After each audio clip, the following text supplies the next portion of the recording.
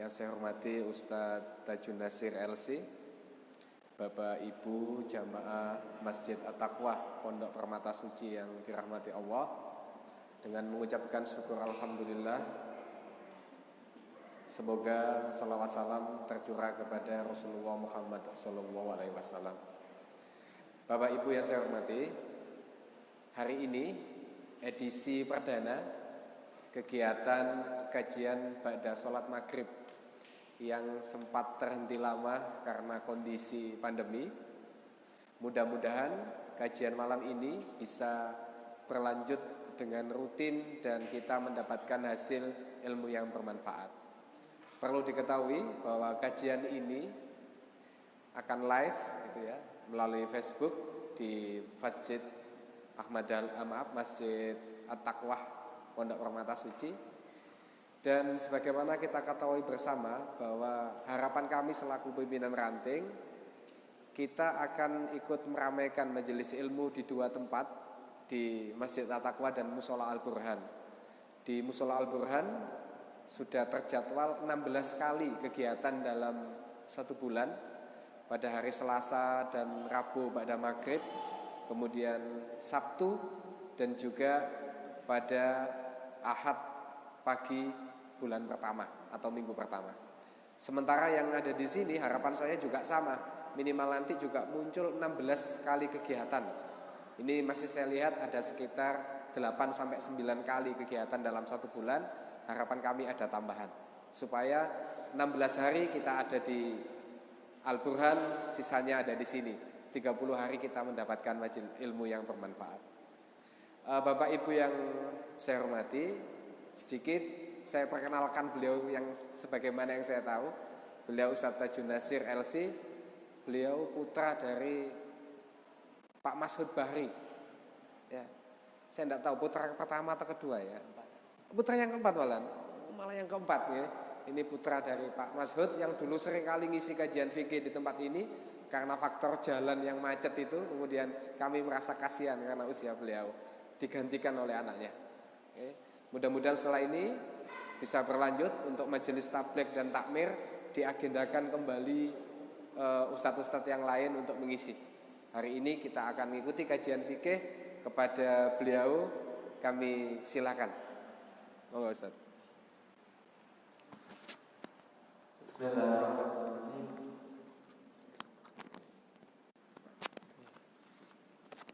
Assalamualaikum warahmatullahi wabarakatuh. Innal hamdalillah nahmaduhu wa nasta'inuhu wa nastaghfiruh wa na'udzu billahi min shururi anfusina wa sayyiati a'malina. Man yahdihillahu fala mudilla lahu wa man yudlil fala hadiya lahu. Asyhadu an la ilaha illallah wahdahu la syarika lahu wa asyhadu anna Muhammadan abduhu wa rasuluhu la nabiyya wa la rasula ba'dah. Allahumma shalli ala Muhammad shallaita ala Ibrahim wa ala ali Ibrahim wa barik ala Muhammad wa ala ali Muhammad kama barakta ala Ibrahim wa ala ali Ibrahim fil alamin innaka Hamidum Majid. Yang saya hormati Bapak-bapak pengurus takmir Masjid At-Taqwa PPS, juga para jamaah sekalian, baik jamaah dari bapak-bapak, juga ini ada ibu-ibunya Pak. Ada ya, alhamdulillah. Jika bapak-bapak, ibu-ibu, jamaah sekalian yang mudah-mudahan senantiasa diberikan rahmat oleh Allah Subhanahu wa taala.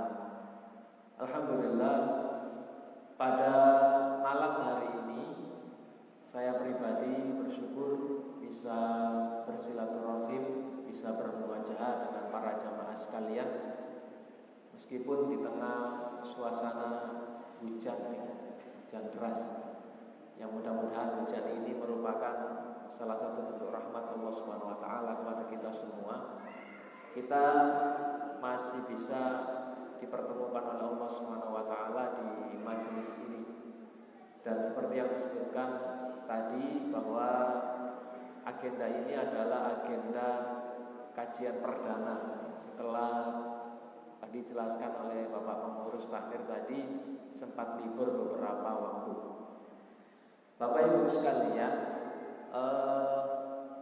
sekitar mungkin lebih dari 1 minggu yang lalu, Pak Ari, yang salah seorang pengurus takmir masjid, menghubungi saya untuk meminta saya di sini membantu beliau untuk mengisi kegiatan di sini, kegiatan kajian.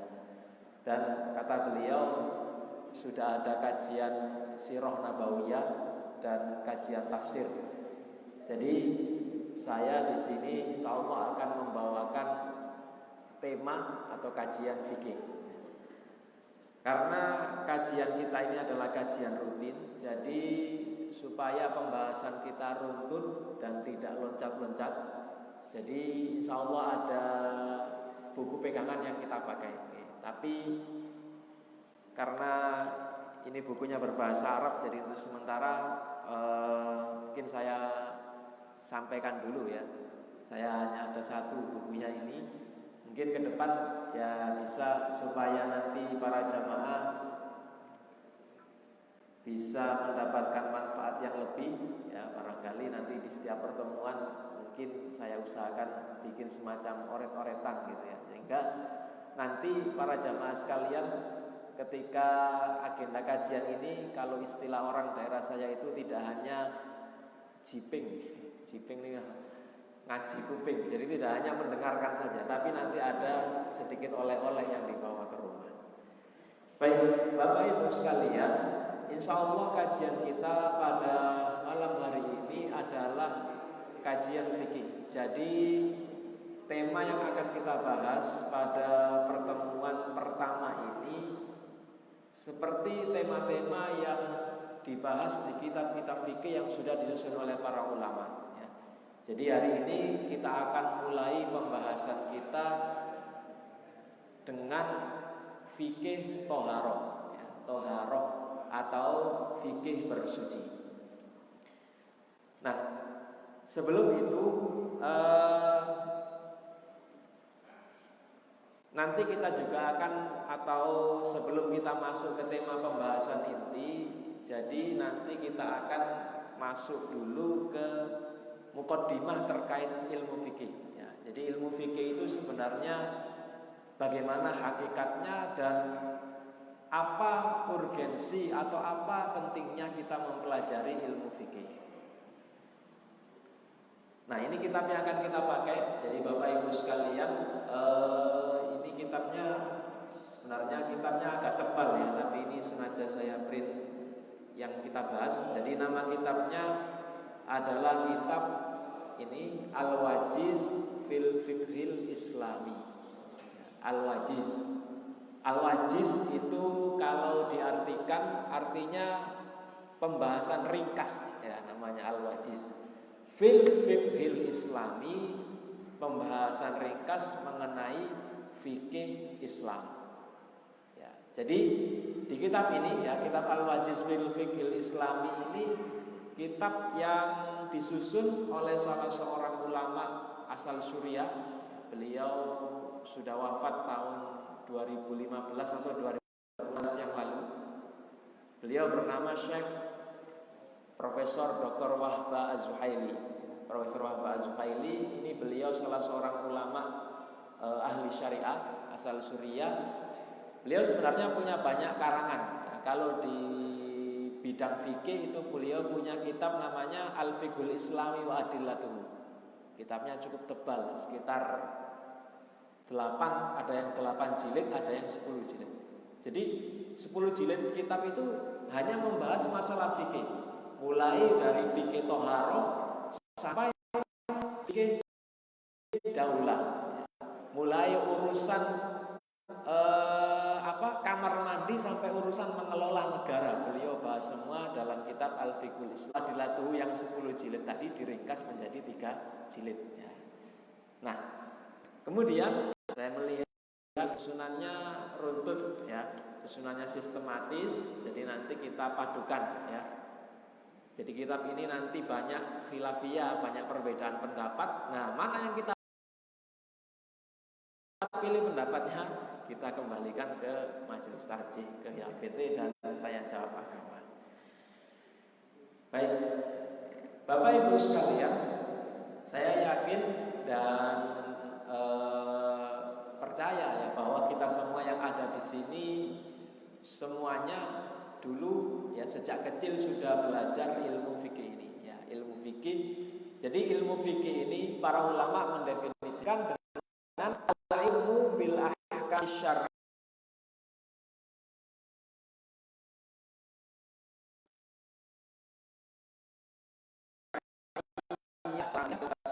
Nah, ini dari ilmu. Karena hukum syariah itu macam-macam, Pak. Ada yang sifatnya i'tiqadiyah, keyakinan. Nah, kalau tidak tauhid itu kan membahas tentang keyakinan, ya, keyakinan kita kepada Allah, kepada Rasulullah, ya, keyakinan kita kepada kitab-kitab, kepada malaikat, hari akhir, kepada takdir, itu semua dibahas dalam ilmu akidah. Ada juga hukum yang terkait masalah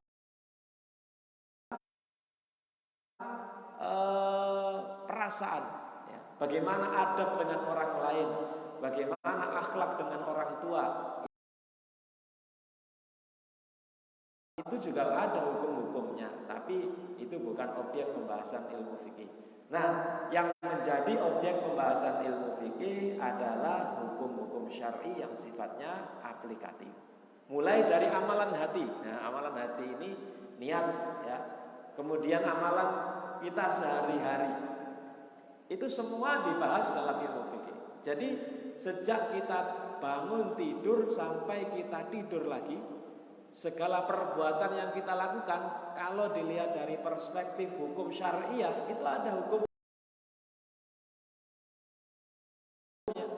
Misalnya kita duduk-duduk seperti ini, apa hukumnya? Sunnah atau wajib, atau mubah atau makruh? Insya Allah sunnah, ya. Bahkan mungkin bisa jadi wajib karena kita sekarang sedang menuntut ilmu, ya. Makan, minum, itu pun ada hukumnya. Jadi semuanya dibahas dalam ilmu fikih. Nah, yang penting ilmu fikih ini adalah di definisi ini disebutkan al-muktasab min adillatiha at-tafsiliyah. Jadi ilmu fikih ini ilmu yang diambil dari dalil-dalil at-tafsiliyah yang terperinci. Kita sebagai umat Islam, ya, kalau khususnya di Muhammadiyah, salah satu yang digalakkan adalah kembali kepada Al-Quran dan As-Sunnah, ya. Kita merujuk kembali Al-Quran dan Sunnah. Nah, bagaimana cara kita merujuk kepada Al-Quran dan Sunnah? Itu kita tidak bisa merujuk itu sekedar merujuk. Ada ayatnya, ada hadisnya, kita tahu terjemahnya, lalu kita jadikan sebagai dasar melakukan perbuatan. Tidak bisa sesederhana itu, ya. Ada proses ijtihad. Nah, inilah yang dibahas dalam ilmu fikih. Jadi ilmu fikih itu ilmu yang membahas hukum-hukum yang disimpulkan dari dalil-dalil yang terperinci. Jadi Al-Quran dan Sunnah itu sudah selesai, ya. Tidak ada wahyu lagi yang turun. Tapi permasalahan yang dihadapi oleh umat manusia itu semakin hari semakin berkembang. Dan tidak semua permasalahan yang kita hadapi itu secara langsung, sekali lagi, secara langsung disebutkan hukumnya dalam Al-Quran dan Sunnah. Seperti misalnya, ya, contoh sederhana, kita sekarang ini Pak, ya, khususnya setelah zaman pandemi ini, itu kan semuanya itu bisa di-online-kan, ya, bisa di-online-kan. Mau apa? Beli tautek, nggak tahu tautek ada yang GoFood atau tidak. Tinggal pesan pakai online. Kemudian apa? Mau pesan baju, beli online. Nah, zaman Rasulullah itu kan belum ada jual beli, transaksi jual beli secara online. Nah, tapi perkembangan kehidupan umat manusia semakin berkembang, ya. Jual beli secara online itu pertama, penjualnya juga tidak bertemu dengan pembelinya. Kemudian transaksi yang dilakukan juga tidak secara langsung dan lain sebagainya. Yang berbeda dengan praktek jual beli yang dilakukan di zaman Rasulullah Shallallahu Alaihi Wasallam. Nah, di Al-Quran itu tidak disebutkan secara tekstual. Tekstual itu maksudnya misalnya Al-Quran kan ada ayat wa yas'alunaka 'anil khamri wal maisir, ya, tentang khamr dan maisir dengan jelas. Kemudian ada wa yas'alunaka 'anil mahid, tentang haid. Tapi tidak ada wa yas'alunaka 'anil bai'i bil internet, kan tidak ada, ya. Nah, maka para ulama, ya, para mujtahid ketika menghadapi permasalahan-permasalahan yang ada itu kemudian menggali dalil-dalil yang ada dalam Al-Quran dan Sunnah. Itu praktek muamalat, ya. Tapi kalau praktek ibadah beda lagi. Kalau praktek muamalat memang kecenderungannya berkembang dari waktu ke waktu. Tapi praktek ibadah, ya, tidak bisa dikembangkan. Malah kalau dikembangkan ibadah itu bermasalah, ya. Sholat yang dilakukan oleh Rasulullah SAW 14 abad yang lalu dengan sholat yang kita lakukan sekarang, ya gerakannya gitu-gitu saja. Tidak ada pertambahan gerakan baru. Misalnya sholat subuh yang awalnya 2 rakaat, kemudian perkembangan zaman tambah 3, kan tidak ada, ya. Justru kalau ditambahi malah bermasalah, ya, menjadi bid'ah dhalalah. Nah, maka itu ilmu fikih, ya, definisi dari ilmu fikih itu ilmu yang membahas tentang perbuatan kita sehari-hari yang diambil dari dalil-dalil terperinci. Nah, ini mungkin tadi sudah sedikit saya singgung, ya. Jadi bagaimana pentingnya kita mempelajari ilmu fikih ini? Pertama, ilmu fikih itu asasnya adalah wahyu ilahi. Jadi Allah Subhanahu wa taala itu sudah menurunkan wahyu, ya, di dalam ayat Al-Qur'an yang jumlahnya 6.000 sekian, juga hadis Rasulullah, itu semua menjadi dasar, ya, dasar dari ilmu ini. Jadi hukum-hukum yang ada, kalau kita membahas di kitab-kitab fikih, itu tidak ada hukum yang ngarang bebas, tidak ada. Semua berlandaskan dalil-dalil syar'i. Meskipun nanti ada dalil yang langsung tadi, ya, dari Al-Quran dan Sunnah, ada juga dalil yang menggunakan tidak langsung. Misalnya dalil qiyas, ya. Contoh gampangnya, di Al-Quran yang disebutkan minuman yang diharamkan, ya, itu hanya khamr saja. Di Al-Quran tidak dijelaskan secara rinci jenis-jenis minuman lainnya, ya. Misalnya, atau jenis makanan yang efeknya itu bisa jadi lebih dahsyat dari khamr, atau mungkin hampir mirip, ya, narkoba misalnya. Di Al-Quran tidak dijelaskan mengenai hukum narkoba, tapi kemudian para ulama melakukan qiyas, ya, menyamakan hukum yang tidak ada tertulis secara langsung dengan hukum yang sudah tertulis secara langsung, lalu disamakan dan diambil kesimpulan hukum. Ya, jadi sekali lagi ilmu fikih itu landasannya adalah wahyu ilahi. Kemudian yang kedua, mencakup berbagai macam aspek kehidupan, ya, meskipun tidak seluruhnya, karena yang dibahas di fikih hanya sesuatu yang nampak secara zahir saja, ya. Ilmu fikih tidak membahas masalah bagaimana hukum-hukum terkait akidah, terkait keyakinan, itu tidak dibahas dalam ilmu fikih. Ilmu fikih hanya membahas sesuatu yang sifatnya zahir. Maka cakupan ilmu fikih ini ada yang terkait hubungan dengan Allah, terutama masalah ibadah. Sholat yang tadi kita lakukan itu kan murni hubungan antara kita dengan Allah Subhanahu wa taala. Ada juga hubungan dengan diri sendiri, ya, kewajiban-kewajiban yang kita tunaikan untuk diri kita. Dan yang banyak justru yang ketiga ini hubungan dengan masyarakat. Nah, maka kalau dilihat dari objek pembahasan ilmu fikih ini, objek pembahasannya adalah perbuatan mukallaf. Mukallaf itu orang yang terkena beban kewajiban syariat.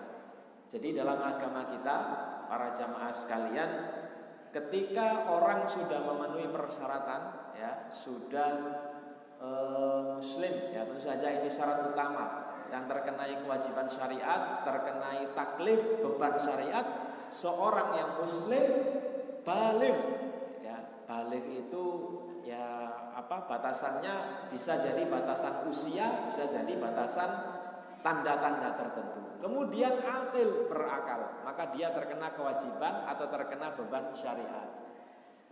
Kemudian cakupan pembahasan ilmu fikih banyak sekali ya.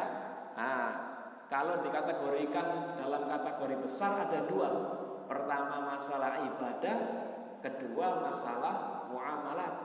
Ibadah itu lebih ke hubungan kita dengan Allah Subhanahu wa taala ya. Ada ibadah itu yang sifatnya murni hubungan kita dengan Allah seperti sholat ya. Kemudian puasa, haji itu kan murni. Sesuatu perbuatan ritual yang itu kewajiban antara kita dengan Allah Subhanahu wa taala. Ada juga perbuatan ritual yang kita lakukan, tapi di sisi lain juga ada unsur sosialnya. Zakat misalnya. Zakat itu kan kewajiban ya. Jadi para ulama mendefinisikan zakat itu dengan haqqullah. Ya, haqqullah, hak Allah yang wajib dikeluarkan oleh seorang muslim yang mampu, tapi dikeluarkannya meskipun ini hak Allah tidak dipersembahkan untuk Allah, dalam artian seperti mungkin kepercayaan-kepercayaan atau agama-agama lain yang memberikan sesajen kepada Tuhan-Tuhan mereka. Tidak seperti itu ya. Zakat itu hak Allah tapi dikeluarkan manfaatnya bukan kepada Allah, karena Allah adalah Tuhan yang maha kaya. Allah tidak butuh semua itu. Kita mengeluarkan zakat itu kepada limustahiqihi, kepada orang-orang yang berhak menerimanya. Jadi ini zakat satu sisi ada unsur ibadah, tapi di sisi lain ada unsur sosial. Nah, ada juga perbuatan manusia yang masuk di pembahasan ilmu fikih ini yang masuk kategori muamalat. Nah, kalau Syekh Wahbah Zuhaili tadi dalam kitabnya Al-Fiqhul Islami wa Adillatuhu cukup banyak membahas ya. Cakupannya luas sekali. Ada muamalat itu yang terkait dengan hukum-hukum keluarga.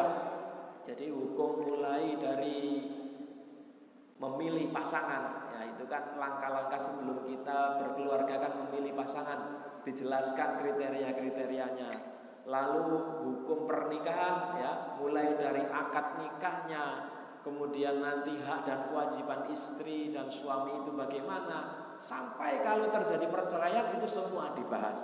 Bahkan ketika sudah punya anak, nah hak dan kewajiban orang tua dan anak itu juga dibahas dalam ilmu fikih.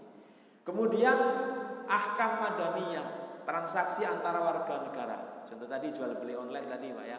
Kemudian misalnya transaksi-transaksi yang lain, sewa menyewa. Kemudian ada transaksi misalnya kerjasama bisnis, ya itu semua dibahas hukumnya.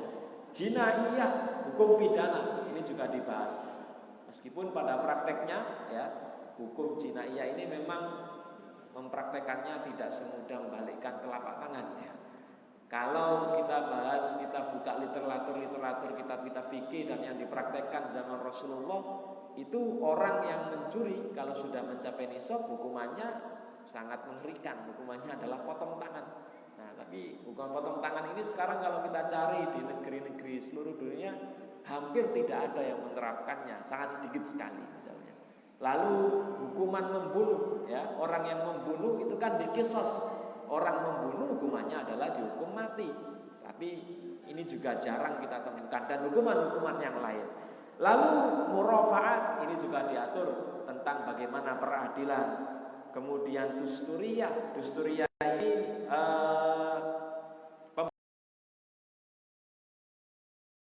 sisi kehidupan yang kita lakukan, sisi-sisi kehidupan yang kita jalankan. Maka memang penting sekali ya kita mempelajari ilmu fikih ini. Kalau Imam Al-Ghazali, salah seorang ulama yang terkenal ya, beliau Imam Al-Ghazali itu membagi ilmu itu berdasarkan kewajibannya menjadi dua macam. Ada ilmu itu yang sifatnya fardhu ain. Fardhu ain itu artinya wajib dilakukan oleh setiap orang. Ada yang sifatnya fardhu ain untuk semua orang. Contoh ilmu tentang sholat, puasa, itu kan semua orang yang wajib sholat puasa wajib mempelajarinya. Ada juga ilmu fardhu ain, tapi wajibnya itu hanya untuk orang-orang tertentu. Ya, misalnya apa? Misalnya ada seorang pedagang. Ya, Seorang pedagang itu setiap hari dia harus berinteraksi dengan orang lain dan berinteraksi dengan urusan perdagangan. Maka bagi seorang pedagang dia wajib tahu hukum-hukum terkait masalah perdagangan. Bukan dalam artian tahu strategi perdagangan ya, kita tidak bahas itu. Maksudnya adalah hukum halal haram ya. Apa saja transaksi yang dihalalkan, apa saja transaksi yang diharamkan. Kalau dia statusnya sebagai pedagang, dia wajib mempelajari ilmu yang terkait dengan itu ya. Begitu juga ada seorang dokter misalnya, ya dia harus tahu tentang halal haram dalam masalah kesehatan dan seterusnya ya. Jadi orang wajib mempelajari hukum halal haram terkait dengan profesi yang dia jalankan. Nah, itu semua dibahas dalam ilmu fikih ini. Baik para jamaah sekalian, ini mukadimah kajian kita. Kita akan masuk ke tema utama kita pada malam hari ini ya. Karena sekali lagi tema kita atau kajian kita ini adalah insya Allah nanti kita laksanakan secara rutin. Jadi kita bahasnya mulai urutan yang pertama ya, fikih ibadah dulu. Jadi panjang memang kalau kita mau pelajari secara keseluruhan ilmu fikih ini. Kita akan belajar ibadah, kita mulai dari fikih thaharah ya, fikih bersuci. Nah, di kitab ini beliau menjelaskan mengapa para ulama ketika memulai pembahasan, memulai kajian dalam ilmu fikih itu mereka memulainya hampir semua ya, itu memulai dengan fikih thaharah. Beliau mengatakan di sini wal bad'u bit taharati li sababain. Sebab dimulai pembahasan di kitab ini ya, kitab Al-Wajiz fil Fiqhil Islami dengan fikih thaharah karena dua sebab. Sebab yang pertama beliau menyebutkan kaunuha syartan li sihhatis shalah. Karena thaharah itu syarat sahnya ibadah salat yang kita lakukan. Jadi salah satu kewajiban pokok kita, kewajiban paling utama kita, bahkan Rasulullah menyebutkan ini yang membedakan antara orang muslim dengan orang yang kafir ya. Meskipun nanti para ulama berbeda pendapat. Kalau ada orang yang tidak pernah sholat ya, dia meyakini sholat itu wajib, tapi saya malas sholat gitu ya, atau saya nggak terbiasa sholat sehingga kalau mau sholat mau wudhu saja itu kayaknya berat sekali gitu. Nah, bagaimana hukum statusnya orang seperti ini? Ya meskipun ada perbedaan pendapat para ulama ya, tapi dalam salah satu hadis dijelaskan bahwa yang membedakan antara seorang muslim dan kafir itu adalah sholat atau tidak ya. Kalau ada orang yang berani meninggalkan sholat, Rasulullah menyebutkan faqad kafar. Ini hadis ini beliau ucapkan ketika menghadapi situasi di Madinah. Jadi di Madinah itu Bapak Ibu pada waktu itu berkumpul antara orang-orang muslim dan orang-orang munafik ya. Kalau orang kafir itu kan gampang muamalah dengan mereka karena jelas mereka sudah ngaku saya ini kafir itu ya. Jadi ketika muamalah dengan mereka gampang ya. Hukum apa yang kewajiban hak kewajiban kita dengan mereka itu gampang. Tapi kalau orang munafik ini nggak jelas ya, kalau di Al-Quran disebutkan mudzabdzabina baina dzalika la ilaha illa wa la ilaha illa. Mereka ini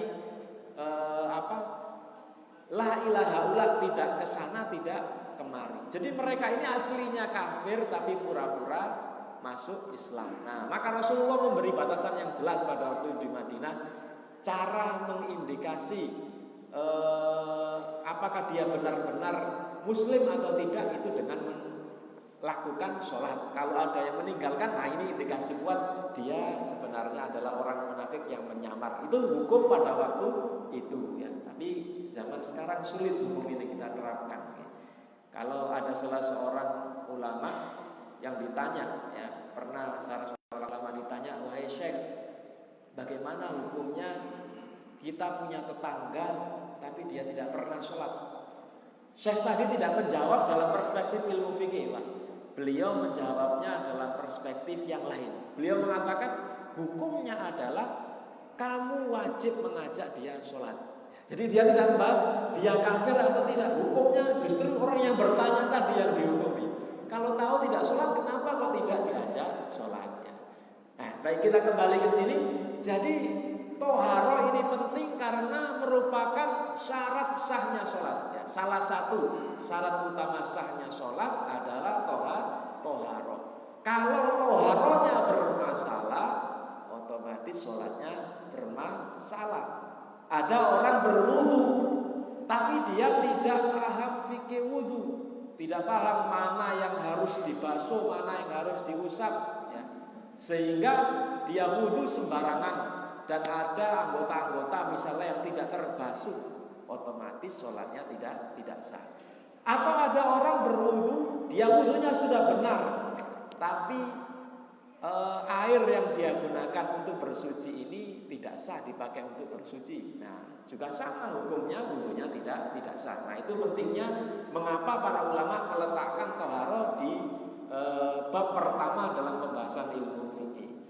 Lalu yang kedua, beliau mengatakan wali annal islama kullahu yaqumu ala taharatil hissiyah adh-dhahirah au al-madiyah wa hiya an-nadhafah wa at-tahara al-ma'nawiyah wa hiya tahrul qalbi wan nafsi. Karena agama Islam ini dibangun di atas at-taharah, kesucian, dua jenis kesucian, ya. Pertama, taharah hissiyah al-madiyah, kesucian yang sifatnya hissiyah. Hissiyah itu terlihat, bisa dirasakan panca indera. Al-madiyah yang sifatnya material, ya. Kita tahu, ya, masjid yang kita tempati ini kan secara hissiyah suci, ya, bersih, kemudian setiap hari dibersihkan, ya. Pakaian yang kita pakai juga seperti itu. Itu toharo hissiyah, ya. Ajaran agama Islam adalah toharo hissiyah. Lalu yang kedua, wat-tahara al-ma'nawiyah. Ini juga tidak kalah penting. Selain pakaian baju kita bersih, juga tahara ma'nawiyah. Tahara ma'nawiyah artinya kebersihan hati dari segala macam penyakit-penyakit hati. Nah, itu karena agama Islam dibangun di atas kesucian, maka yang didahulukan pembahasannya adalah pembahasan tahara. Nah, ini seperti dibahas di kitab tadi, ya. Nah, toharo ma'nawiyah kalau dalam ilmu fikih ini sebenarnya pembahasannya lebih ke toharo dhahiriyah ini, ya. Toharo hissiyah, toharo yang nampak mata. Tapi toharo hissiyah, toharo yang tampak mata ini juga berpengaruh kepada toharo ma'nawiyah, ya. Juga berpengaruh kepada toharo ma'nawiyah. Beliau menyebutkan, ya, nah, kedua jenis toharo bisa terwujud dengan bersuci, ya. Kedua jenis toharo bisa terwujud dengan bersuci. Beliau mengatakan di sini wakilal ma'nayain yuhaqqiquhuma at-tatahhur. Dua jenis toharo ma'nawiyah dan toharo hissiyah bisa diwujudkan dengan cara bersuci. Bagaimana? Lima fihi min rohatin nafsi wal a'dha'i minal mu'akkirat awis syawaib. Karena kalau orang secara zahir, secara lahir itu sudah bersih, maka otomatis, ya, jiwanya juga ikut tenang. Kita, Pak, kalau misalnya rumah kita, ya, kita seperti ini, Pak, ya. Setelah kajian misalnya, ya, ada bapak-bapak, ada ibu-ibu. Ya, saya beri contoh bapak-bapak misalnya. Pulang kajian seperti ini, kita kan sampai isya, ya. Pulang kajian. Kalau kita pulang, tok tok tok, assalamualaikum, ya. Kita buka rumah kita dipel dengan bersih, ya, misalnya semuanya dipel dengan rapi, itu kan hati kita tenang, Pak. Tapi kalau misalnya kita pulang ke rumah, ya, rumahnya berantakan, ya, kotoran berhamburan kemana-mana, itu kita juga secara perasaan ya, kalau kita normal ya, manusia normal itu pasti saya yakin kita merasa agak risih. Nah, ini salah satu contoh bahwa toharoh hissiyah itu berpengaruh dengan toharoh ma'nawiyah. Baik, nah para ulama mendefinisikan toharoh ya, ini toharoh ya. Di sini beliau kemudian membahas yang dimaksud dengan toharoh, definisinya adalah isti'mal. Nah, ini toharoh dalam ilmu fikih ya. Kita lebih condong membahas toharoh ma'nawiyah tadi. Toharoh hissiyah, toharoh yang sifatnya zahir. Para ulama mendefinisikan toharoh isti'malul mutahhirain wa huwal ma'u wat turab au ahadihima ala sifah al-masyru'ah fi izalatin najis al-madi wal hadath al-ma'nawi. Yang dimaksud dengan toharoh dalam ilmu fikih itu adalah dalam syariat Islam penggunaan al-mutahhirain, dua benda ya, dua benda atau dua media untuk bersuci. Jadi media utama adalah air.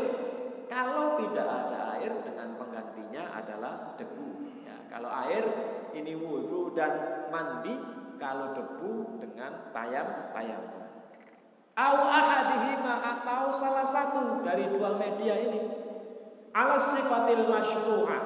Nah, toharoh dalam syariat Islam itu juga ada unsur ritualnya ya. Selain unsur logikanya, toharoh itu ada unsur ritual. Unsur ritual itu begini.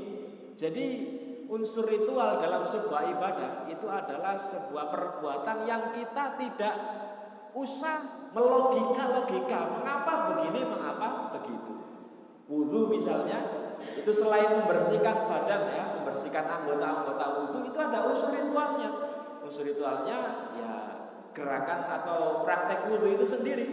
Mengapa wudu itu kok dimulai dengan kedua tangan, lalu dilanjutkan dengan berkumur-kumur, kemudian memasukkan dan mengeluarkan air ke hidung, membasuh wajah dan seterusnya. Ya karena itu ada unsur ritualnya. Ya, jadi unsur ritual inilah yang ditentukan oleh syariat Islam yang dimaksud di sini. Jadi ketika kita wudu, ketika kita mandi harus sesuai dengan ketentuan syariat Islam. Fi izalatin najis. Ya, jadi toharoh itu ada dua macam. Yang pertama membersihkan dari benda-benda najis. Nah, nanti di waktunya akan kita bahas ya apa saja jenis benda-benda najis. Ya misalnya contoh gampangnya kotoran ya, kotoran binatang, kemudian kotoran manusia ya. Lalu khomer itu juga termasuk salah satu benda najis, darah dan lain sebagainya. Ya, itu masuk dalam pembahasan toharoh. Al-madi yang nampak, jadi najis yang terlihat. Au al-hadas al-ma'nawi, atau mencucikan diri dari hadas yang sifatnya maknawi. Hadas itu ada orang melakukan perbuatan yang bisa membatalkan toharohnya. Ya, misalnya kita sekarang sedang kajian seperti ini, kok tiba-tiba ada yang dengar bunyi tit, ya, bunyi gas keluar. Nah, itu hadas ya. Orang yang keluarkan kerasa, tapi kita tidak bisa melihat ya. Misalnya si A ini sedang hadas kecil, si B hadas besar. Nah, maka para ulama menjelaskan hadas itu sifatnya ma'nawi ya. Jadi ini adalah definisi toharoh. Jadi cakupannya pembahasan tentang mensucikan diri dari hadas dan dari najis. Nah, hukum toharoh para ulama menjelaskan, beliau menyebutkan di sini wa toharatu wajibatun syar'an li sihhatis sholati ittifaqan. Toharoh itu hukumnya wajib jika sebagai syarat sahnya sholat ya, sebagai syarat sahnya sholat. Walit tawafi haulal Ka'bah, juga dalam rangka sahnya tawaf. Nah, dua amalan ini yang disyaratkan toharoh. Kalau tidak toharoh, sholat dan tawafnya tidak sah. Dalam rangka menghilangkan hadas maupun najis. Nah, dalilnya sangat banyak di Al-Quran wasiyabaka fatahhir, ya. Dan cucilah siyabak, bajumu. Wasiyabaka fatahhir. Allah berfirman pada Rasulullah sallallahu alaihi wasallam, dan cucilah bajumu. Kemudian di ayat yang lain ini adalah toharo, perintah mencuci baju, berarti perintah membersihkan dari najis. Lalu yang kedua dalil dari surah Al-Maidah, wa in kuntum junuban fatahharu. Kalau kamu dalam kondisi junub, ya, junub itu ada macam-macam, ada yang karena hubungan suami istri, ada juga junub yang disebabkan keluarnya mani. Nah, fatahharu, maka bersucilah. Ini dalil wajibnya mandi besar. Lalu ada yang ketiga, fihi rijali yuhibbuna an yatatahharu wallahu yuhibbul mutahhirin. Beliau menyebutkan di sini ini dalil mengenai diwajibkannya bersuci dari tadi hadas, ya. Kalau yang pertama dari najis, yang kedua dari hadas besar, kalau yang ketiga bersuci dari hadas kecil. Jadi zaman Rasulullah SAW itu ada para sahabat yang punya kebiasaan mereka setiap hadas bersuci, setiap hadas bersuci, ya. Maka Allah memuji mereka dalam ayat ini. Baik, para jamaah sekalian, ini ada sekitar waktu 8 menit lagi. Kita lanjut. Apa ada diskusi? Lanjut, ya? Oke, kita lanjut. Baik, ini hukum taharah. Nah, kita langsung masuk ke pembahasan jenis-jenis air. Nah, seperti saya sebutkan di awal tadi bahwa pembahasan jenis air ini salah satu pembahasan yang penting karena kalau air yang kita pakai untuk bersuci itu tidak sah, ya, masuk kategori air yang tidak boleh digunakan bersuci, maka wudhu kita tidak sah. Secara umum, ya, ini secara umum jenis air itu ada 3 macam. Jadi ada air yang hukumnya itu suci dan menyucikan. Jadi dia suci dan bisa dipakai untuk bersuci. Thahirun mutahhir, ya. Suci bisa dipakai untuk bersuci. Contohnya air mutlak, ya. Air yang biasa kita pakai wudu, air yang ada di keran, itu contoh jenis yang pertama ini. Ada juga air yang kedua, thahirun ghairu mutahhir. Air yang suci tapi tidak bisa dipakai bersuci. Contohnya apa? Mohon maaf, misalnya yang ada di depan saya, Pak. Nah, ini kali ini jahe misalnya. Air jahe. Ini kan secara hukum dia suci. Tapi secara apakah dia bisa dipakai untuk bersuci atau tidak? Air jahe tidak bisa dipakai bersuci. Diminum boleh, tapi kalau dipakai wudu tidak bisa. Misalnya teh, es teh, ya, kopi, itu semua jenis air yang suci tapi tidak bisa kita pakai untuk bersuci. Lalu yang ketiga adalah air yang mutanajis, air yang kemasukan benda najis. Ya, air yang kemasukan benda najis ada yang tergantung dilihat, ya. Ada yang najisnya itu merubah salah satu dari sifat air tadi, maka hukumnya tidak bisa dipakai bersuci, ya. Tapi ada juga najis yang masuk ke dalam air tapi tidak sampai merubah sifat air. Misalnya ada air satu kolam besar, ya, kemudian kecemplungan najis sedikit, ya, kecemplungan misalnya kotoran cicak cemplung. Nah, karena tidak bisa merubah air yang satu kolam besar itu, maka hukumnya masih bisa dipakai untuk bersuci. Nah, itu secara umum. Nah, kita akan membahas sedikit di sisa waktu yang ada tentang jenis-jenis air tadi, ya. Yang pertama adalah air mutlak. Nah, ini tadi air yang secara dzatiyah suci dan bisa digunakan untuk bersuci. Beliau memberikan contoh, ya, patokannya adalah yang penting sifat-sifatnya. Jadi sifatnya itu ada 3, warna, ya, warna air ya seperti itu, ya, jernih seperti itu, bau, air itu kan aslinya tidak berbau, dan rasa, ya, rasanya air itu ya tawar seperti itu, ya, tidak berubah dari sifat aslinya. Contoh yang beliau sebutkan di sini, misalnya air yang turun dari langit, ya, ma'ul matar atau ma'us sama. Kemudian yang kedua ma'ul bahar, air laut. Jadi air laut meskipun rasanya asin, ya, tapi karena asinnya itu bukan kita yang menggarami, memang aslinya seperti itu. Nah, air ini bisa dipakai bersuci. Dalilnya jelas. Pernah salah seorang sahabat bertanya pada Rasulullah SAW, Rasulullah, kami suatu hari pernah pergi berlayar di tengah lautan. Kami tidak membawa bekal air yang cukup. Ya, bekal air yang kami bawa itu ya cukup untuk minum saja. Kalau kami pakai berwudu itu ya kami kehausan. Bolehkah kami berwudu dengan air laut? Rasulullah kemudian menjawab, huwa tahuru ma'uhu al-khillu maitatuhu. Air laut itu airnya suci, al-khillu maitatuhu. Bukan hanya airnya saja, bangkai-bangkai laut, ya, ikan-ikan yang mati di tengah laut misalnya, itu juga suci. Lalu beliau menyebutkan wa ma'uz zamzam. Itu saja ini ya, air yang spesial, ya, air zam-zam, ya, mewakili juga air sumur, ya, air tanah.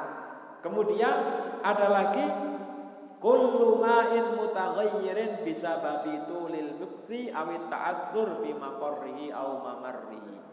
Air yang sifatnya berubah karena disebabkan lama didiamkan atau sifat alami. Contoh, air yang ada di sungai, ya, sungai Pak, itu kan aslinya jernih. Tapi karena dia berada di sungai yang bercampur dengan tanah, akhirnya yang awalnya warnanya putih jernih itu menjadi coklat, ya. Atau misalnya ada air di kali, ya. Air di kali aslinya putih jernih karena tercampur dengan zat-zat yang ada di kali tersebut, benda-benda alami, kemudian warnanya berubah. Itu meskipun warnanya berubah, tapi karena perubahannya sifatnya alami, maka masuk kategori ma'ul mutlak atau air mutlak. Kemudian beliau membahas di sini wal ma'ul katsir, air yang banyak. Nah, sudah ini ya, sudah habis waktunya.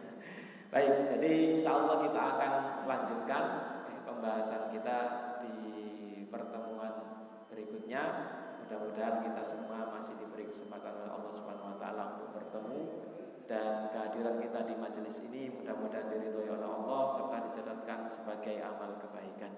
Kita tutup dengan doa kafaratul majelis. Subhanallahumma bihamdika asyhadu an la ilaha illa anta astaghfiruka wa atubu ilaik.